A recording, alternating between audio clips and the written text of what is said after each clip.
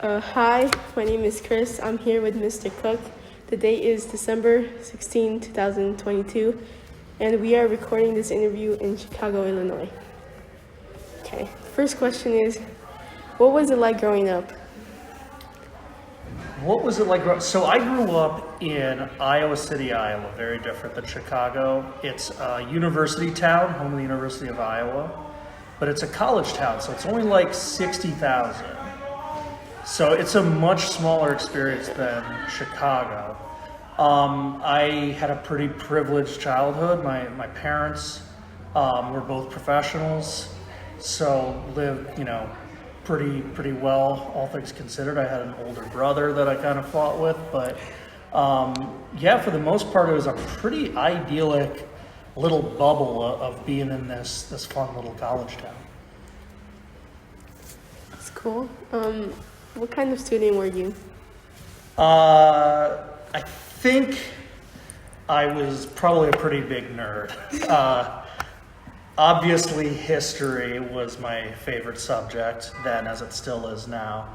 I only got 4 Bs in all of high school. First trimester of my high school career, I didn't do so well in health class. I didn't do very good with CPR. I still don't know CPR. And then junior year, we were on trimesters. I had 3 straight Bs in Spanish class. I don't know what happened, but Mr. Rosenthal, my high school Spanish teacher, didn't like my work, I guess. So yeah, I was a pretty good student, but I think looking back on it, I was fairly in that like nerdly group. Do you have any favorite stories from school? Favorite stories from school. Is this high school, junior high, anything? Let's see. Favorite story from school. So this is not my favorite. This is actually probably my least favorite, but it stuck with me so much that it's what popped in my mind. So my high school had a really good basketball team, and we were playing in the state tournament over in Des Moines, which was about a 2-hour ride away. And our high school organized 2 buses to go to the game. One bus was for students that were just in the student section, and the other was the pep band to play our fight song and stuff. Halfway to Des Moines, so about an hour away from home, the band bus broke down. And the band teacher decided that because the band was representing the school, you can't play a basketball game without a band. So the band teacher decided to kick all of us off the bus. The band goes on the working bus, and I missed the basketball game. Me and my friends were sitting at a rest stop in Iowa for 2 hours, waiting for our bus to get fixed to take us back to Iowa City. And it made me so mad in the moment. I was so enraged. I was like, I cannot believe the band got to go to the basketball game. And this was before cell phones, so I couldn't call my parents. There were cell phones, but I didn't have one. I didn't get my first cell phone until senior year of high school. But so I had no way of contacting anybody and no way to check the score of the game either. So I had no idea if we won or lost it. But like I said, it was not my favorite story, but it made me so angry that it stuck with me. So as a result, it's the first story that popped in my mind when you asked that question. How old were you? This was either freshman or sophomore year of high school. So that was 14, 15, right around there. Oh, I guess the parents were really mad. Hopefully. I guess next question is, what are you proudest of? What am I proudest of?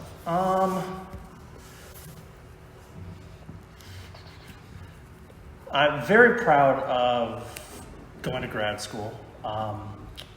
That was an achievement to get my master's. Very proud of that.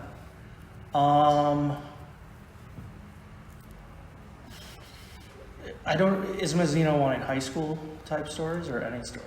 Any story. Any story? Then yeah, I'd say getting my master's. I'm a career changer after my undergraduate. I lived and worked in Los Angeles, and just wanted to come back to the Midwest, be closer to friends and family, and switch things up. Went to DePaul, got my master's in education, and I think that was a pretty big achievement, both academically, but also, making that switch. It's not easy to switch careers after you've been working somewhere for like 6-7 years. So that's probably what I'm most proud of. Thank you. Do you have any regrets? Any regrets? Ooh, any regrets? That is a tough question, Krys. Regrets. Definitely regret not taking certain chances. Didn't sign up for certain things in high school. Didn't do things in high school. One of the biggest ones is I really like theater. My girlfriend is big into theater. That's what she studied in college and stuff. And I'm a big theater person. And I never went out for the play in high school or ever because I always thought I'd have stage fright. But I never did it. So I never know if I would have had stage fright or not. But the fear of thinking I would have stage fright was enough for me to not even try. So that's probably my biggest regret. Okay. I guess this could be the last question. When and why did you decide to become a teacher? When and why? So I kind of touched on this with DePaul, but I was living and working in Los Angeles. I was doing like a film editing thing. Our company did some like advertisement for Disney and those type of companies. So we helped like cut the trailers and cut the ads and stuff. So I was an editor out there, and I found myself not really liking how movies were made. I still love movies, but I just kind of didn't like the process anymore. And what I found that I was enjoying most about my job was training new employees on how to use all the editing equipment, how to use put the film on the film reel and put it through the projector and stuff. So I enjoyed the training aspect of it.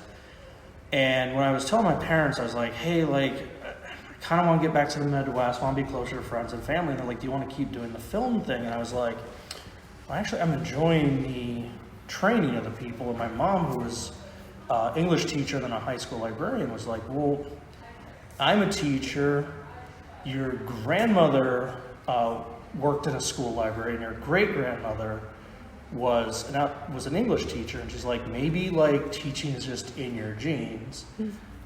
Do you think about that? And I was like, I really hadn't thought about it.